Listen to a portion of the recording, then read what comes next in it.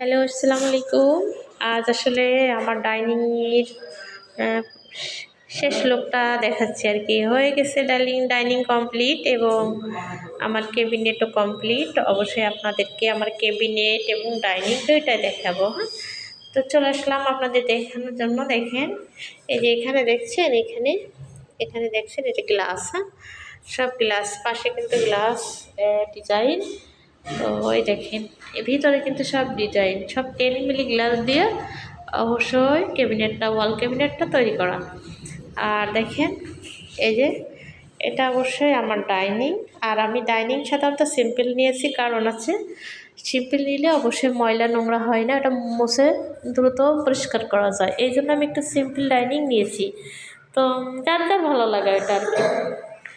দেখেন কেমন লাগলো আমার ডাইনিংটা, অবশ্যই জানাবেন। কিন্তু ডাইনিং এবং ক্যাবিনেট কেমন লাগলো অবশ্যই। আমার সব রুমগুলো সাজানো, সবগুলোই দেখাবো আর কি, বুঝছেন। আমার রুম এখনও আসলে কিছুই সাজানো হয়নি। আমি কেবল বাসায় তো উঠিনি, উঠবো আর কি। এখনও উঠিনি, এখনও 3 মাস পরে উঠবো, যেহেতু আমার বাসায় অনেক ফার্নিচার করতে হবে। এবং আমার এই ঘরে দেখেন, এই ঘরে অবশ্যই দেখাচ্ছি। এখানে তো আলো পাচ্ছি না গো, কেন? আলো ছিল তো।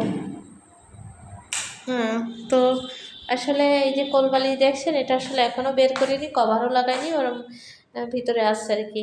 এই যে আমার খাট, অবশ্যই বক্স খাট, বালিশ। এই যে আমি এখনও এখানে পর্দার কাপড় লাগাইনি। অবশ্যই বিল্ডিংয়ে পর্দার কাপড় লাগাতে হবে, আর এক টান রং করতে হবে, এখনও 2টো টান রং দেওয়া লাগবে।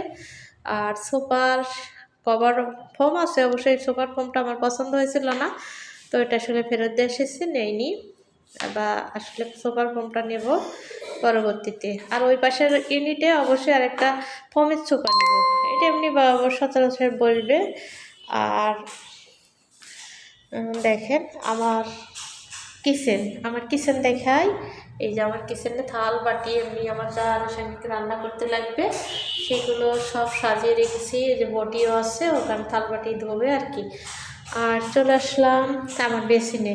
এই যে দেখেন, আমার বেসিন খুব নোংরা হয়েছে। আসলে এখানে তো কেউ থাকে না, আসলে পরিষ্কার করার মতো কেউ নাই, তো আসলে সেইভাবেই। এরপর দেখেছি আমার এরপরে দেখাবো আরেকটা জিনিস, সেটা হলো আমার আরেকটা ঘরের খাট। হ্যাঁ, তো এই খাটটাও আসলে সব ঘরে ম্যাট্রিক্স তৈরি করা হয়েছে, যেহেতু আমরা এখন তো জাজিম চলে না, যেহেতু আমরা সব ম্যাট্রিক্স কার্মো কোম্পানির ম্যাট্রিক্স তৈরি নিয়ে এসেছি। আর এই যে দেখেন, এই যে জানলা এখনো পর্দা দেবো আর কি। এখনো আমাদের বিল্ডিংয়ে একটু রঙের কাজ আছে, রং করতে হবে, তারপর রুমগুলো সব সাজাবো এইভাবে, বুঝছেন। তো দেখেন, এই যে এবার চলে যাব আমরা কোথায়, হলো আমাদের টয়লেটে। ঠিক আছে, যেহেতু টয়লেটটা একটু দেখাবো। আসলে টয়লেটও আমরা এখনো কেউ মিস্ত্রিরা কাজ করে রেখে গেছে, ওইভাবেই আছে, কেউ তো থাকে না এখানে, আর আসিও নি। দেখেন, এটা হলো কমোড, হাই কমোড আর লো কমোড। হ্যাঁ, মানে সবগুলোই ব্যবহার করবো। আসলে আমরা তো এই ইউনিটে থাকবো না, আমরা যাব হলো 2 তলায়, আর 1 তলা ভাড়া দেওয়ার জন্য আমরা সেইভাবেই তৈরি করেছি। ঠিক আছে, তো আমার ডাবল ইউনিট, তো এবার চলে যাচ্ছি আরেকটা ইউনিটে। এই যে আরেকটা ইউনিট, এই যে এটা হলো অবশ্যই টয়লেট। এই পাশেরটা এই যে ডাইনিং, এখানে ডাইনিং। আর এই রুমে আমার কিন্তু আরেকটা খাট দেওয়া আছে, অবশ্যই আরেকটা খাট দেওয়া আছে, যেহেতু মেহমান আসবে। আমরা এখনও ভাড়া দেইনি, যেহেতু ভাড়া দেব না, আমরা সবগুলোই ব্যবহার করব। কারণ আমি যখন উপরে 2 তলায় চলে যাব, সব ভাড়া হবে। আমি নিজে বাড়িওয়ালা থাকলে অবশ্যই ভাড়া দেব না, কারণ আমার হাজব্যান্ড এগুলো পছন্দ করে না।